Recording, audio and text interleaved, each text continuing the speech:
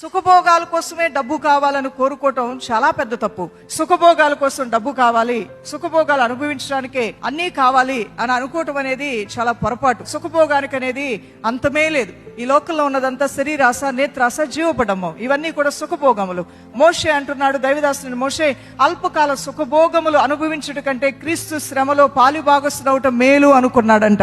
అవసరత కోసమో అభివృద్ధి కోసమో వెళ్ళటం వేరు, కానీ ఒక లగ్జీరియస్ లైఫ్ స్టైల్ అనేది నీకు ఒక విధంగా దురలవాటుగా మార్చుకోకూడదు. నీకు దేవుడు బైక్ ఇచ్చాడు, మంచిదే, అది నీకు నచ్చట్లా, 2 రోజులు వాడేసరికి ఇంకా నీకేదో ఒక మనసు వేరేగా మారిపోతుంది.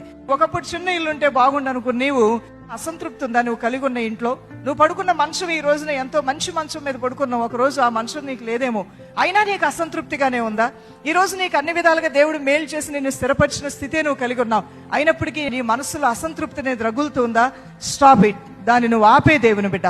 దాని వైపు నీ మనసుని పరిగెత్తనివ్వద్దు. సుఖభోగములకు మానవ జీవితం అలవాటు పడితే వచ్చేది నష్టమే గాని మేలనేది కాదు.